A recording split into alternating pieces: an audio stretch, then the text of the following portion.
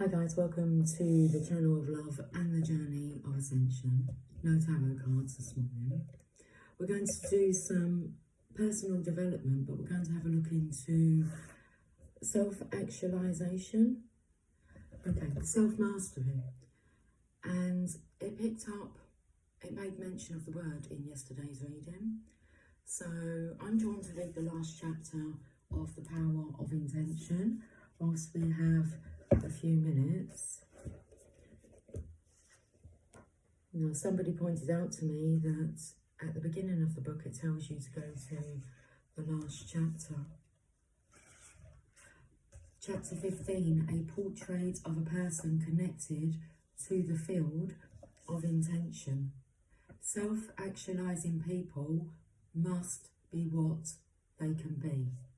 So let me pop my glasses on. Let's have some coffee. I've got my headphones in just in case it does help with the audio. Only God knows what's going on with that. Okay, cheers.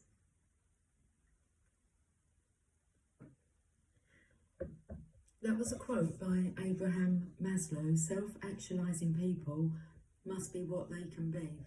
There was a really awesome video explaining this by Abraham Maslow on YouTube, and for the life of me, I cannot seem to find it. It's like disappeared.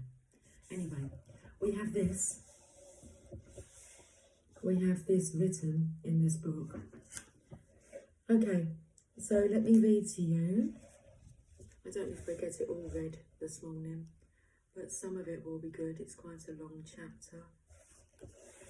A person who lives in a state of unity with the source of all life doesn't look any different from ordinary folks.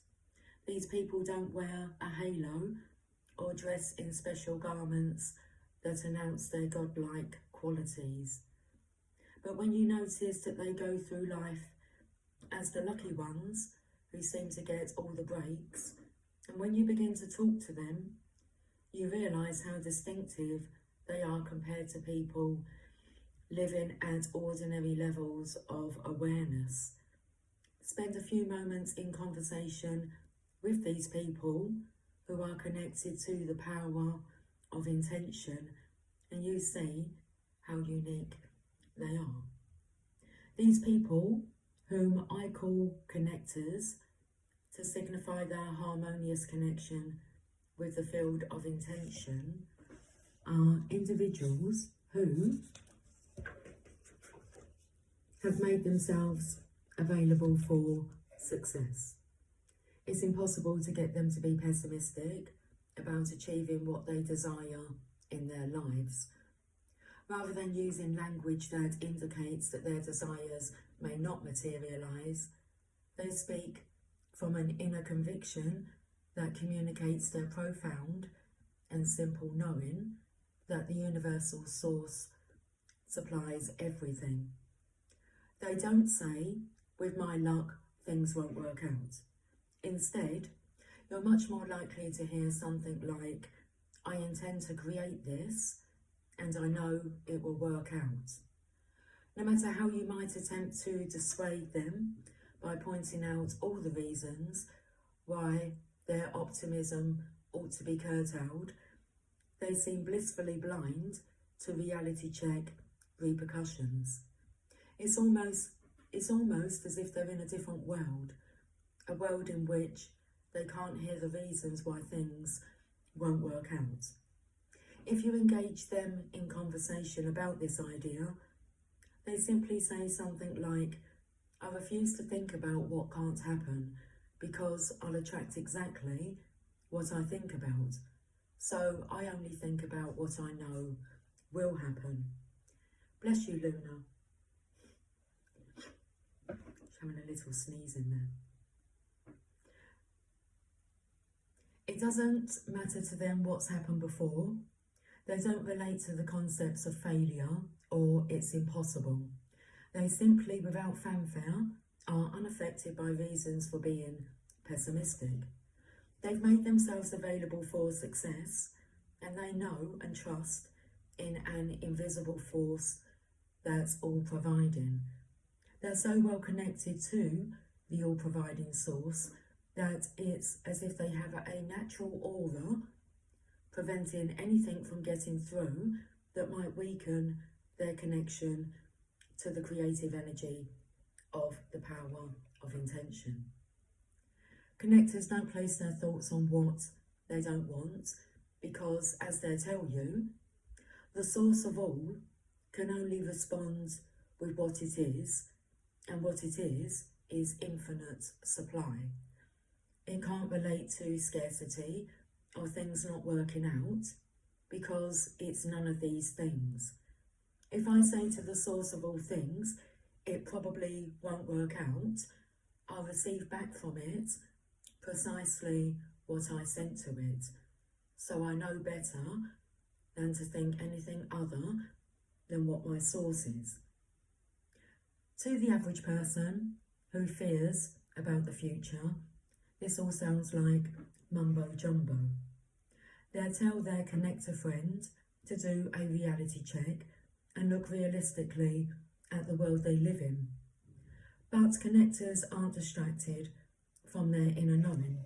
They'll tell you, if you choose to listen, that this is a universe of energy and attraction, and that the reason so many people live lives of fear and scarcity is because they rely on their ego to fulfill their desires.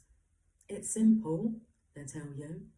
Just connect to your source and be like your source, and your intentions will match up perfectly with the all-providing source. To connectors, it all seems so simple. Keep your thoughts on what you intend to create. Stay consistently matched up with the field of intention, and then watch for the clues that what you're summoning from the all-creative source is arriving in your life. To a connector, there are simply no accidents. They perceive seemingly insignificant events as being orchestrated in perfect harmony. They believe in synchronicity and aren't surprised when the perfect person for a situation appears, or when someone they've been thinking about calls out of the blue, or when a book arrives unexpectedly in the mail, giving them the information they needed, or when the money to finance a project they've been intending mysteriously shows up. Connectors won't attempt to win you over to their point of view with debates. They know better than to place a lot of energy on arguing or being frustrated, because that attracts argumentation and frustration into their lives. They know what they know, and they aren't seduced into constructing a counterforce of resistance to people who live otherwise.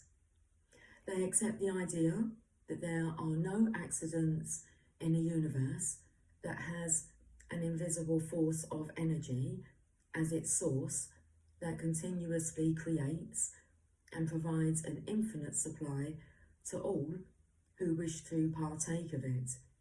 They'll tell you plain and simple, if you inquire, all you have to do to tap into the power of intention is to be in a perfect match with the source of everything.